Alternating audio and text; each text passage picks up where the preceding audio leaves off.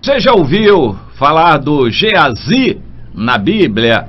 Alguém que teve um grande privilégio, começou muito bem e terminou muito mal. O Geazi teve o grande privilégio, por circunstâncias, Deus dirigindo as circunstâncias, de conhecer o profeta Eliseu e ser escolhido por ele para ser um secretário dele, um Timóteo dele, para ser um auxiliar dele. Isso eu considero um grande privilégio, ser discípulo. O Geazi esteve com o profeta Eliseu, mas não se tornou um discípulo. O Eliseu fez a mesma coisa com Elias, se aproximou, recebeu de Deus o chamado, andou com Elias e aprendeu. No fim, ele desejou ardentemente ser como o seu líder, profeta Elias. Por isso ele pediu e recebeu uma porção dobrada do espírito de Elias. Podia ser na consideração a porção de primogenitura, que recebia o primogênito uma porção dobrada da herança, podia ser no sentido de que ele quisesse ter ainda mais poder espiritual que Elias. Fosse como fosse, o Eliseu valorizou o andar com um homem de Deus. Eu acho que isso está caindo em desuso em nossos dias. Há pessoas que desenvolvem um ministério, seja de música, de profecia, de pregação, de ensino, seja o ministério que for, a pessoa se esmera, se aplica ao ministério, cresce no ministério, aperfeiçoa os dons que tem e é muito usada. Mas essa pessoa não necessariamente tenta fazer discípulos. Alguns, até ao contrário, evitam fazer discípulos para que os discípulos não sejam concorrentes deles. Eles querem reinar sozinhos em cima daquele pedestal que eles criaram para se apresentarem, se tornarem famosos e receberem cachês para o seu ministério. Isso é triste, este egoísmo. Não fazem discípulos.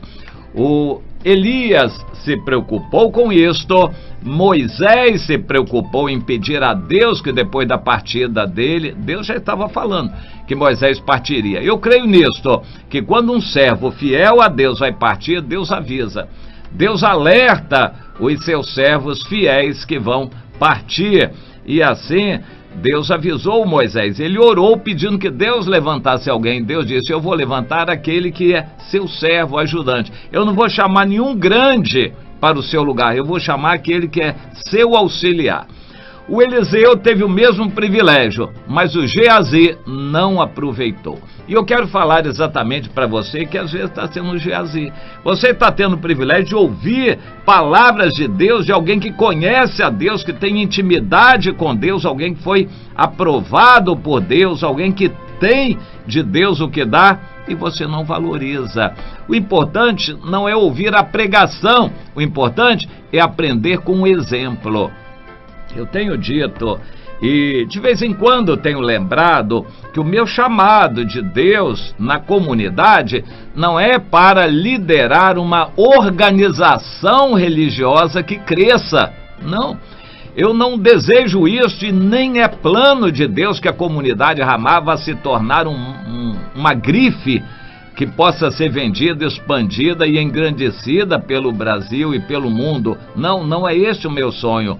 Eu nem ligo para a grandeza da comunidade Ramá. Eu quero ser um exemplo para irmãos. Não adianta ter pessoas ligadas a nós na comunidade que não me conhecem, não me reconhecem, não aproveitam do que Deus tem me dado. Pessoas têm que olhar para mim e vão receber muito mais pelo exemplo, pelo andar comigo, do que pelas pregações.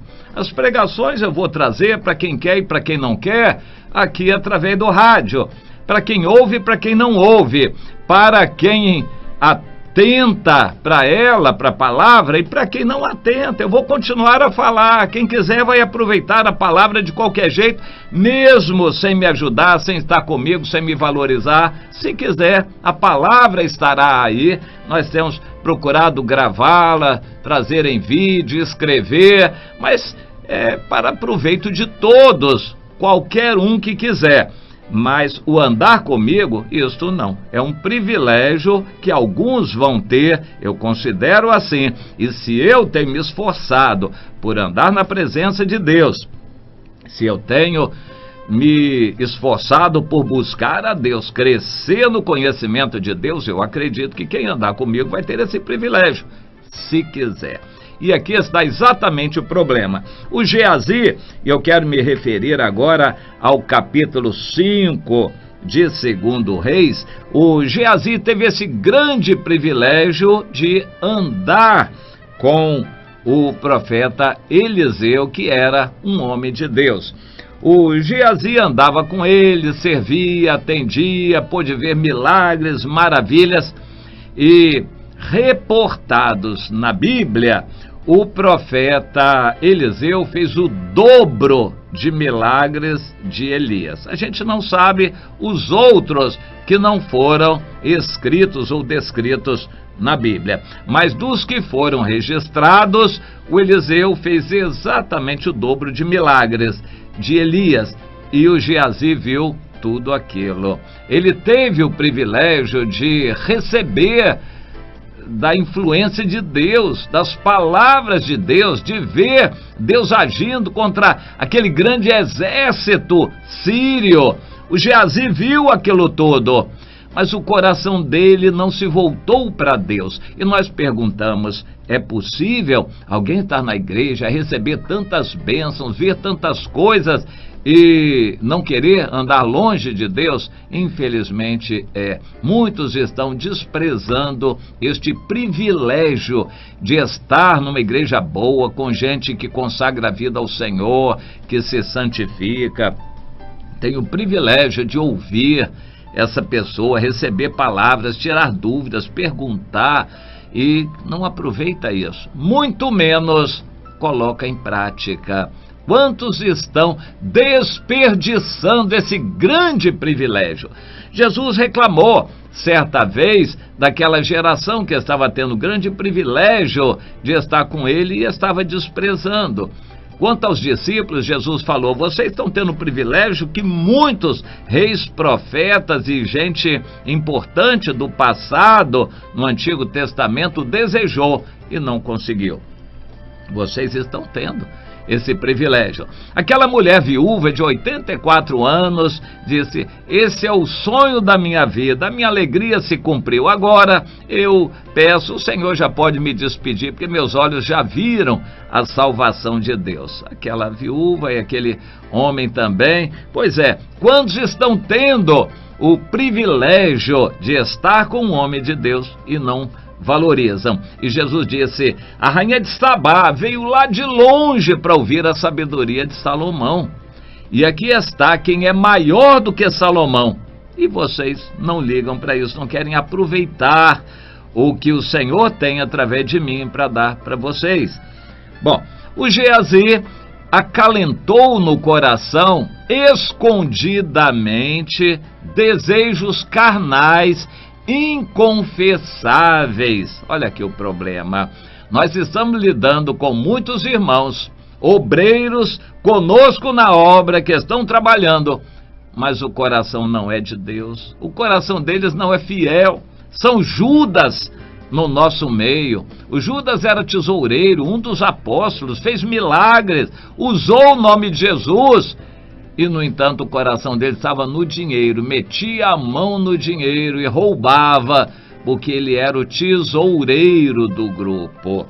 O Geazi, também andando com o Eliseu como um protótipo do Judas Iscariotes, o Eliseu também gostava de dinheiro, mas nem de longe falava. Se ele fosse um pouco mais humilde, poderia até ter pedido ao profeta Eliseu que orasse a Deus para ele ter algum dinheiro, alguma coisa assim. Poderia pedir, mas ele teve vergonha, não mencionou nada disto, aguentou tudo que o Eliseu passava junto com ele e, de repente, de forma escondida, e pensava ele que podia se esconder. De Deus ninguém se esconde, mas resolveu botar em prática aquele grande sonho. Parece que a oportunidade estava ali. Aquele general sírio, Naamã, queria dar muito dinheiro, muitos bens de recompensa para o Eliseu, que não recebeu nada. Ele não recebeu um centavo, não queria nada. E o Geazi não entendeu aquilo. Nós no aperto, aquele dinheiro seria tão bom para nós se o meu senhor, o profeta Eliseu, recebesse, mas ele não recebeu, mas eu vou receber. Ele não vai saber, eu vou escondido dele.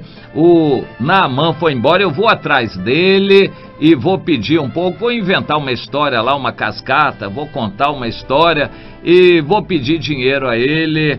E se ele der, eu vou guardar, esconder do profeta Eliseu. E foi, inventou uma história, pediu dinheiro, o Naamã acreditou e ficou feliz em poder retribuir um pouco daquele poder que ele recebeu de Deus através do Eliseu, e deu dinheiro, ouro, prata e tal, vestes, deu um bocado de coisa para o Geazi. Ainda mandou alguém levar um animal carregado para ajudar o Geazi, e o Geazi tentou esconder isso do profeta Eliseu. Chegou diante dele, Deus já tinha revelado tudo para o Eliseu. Não adianta querer esconder de Deus, Deus revela.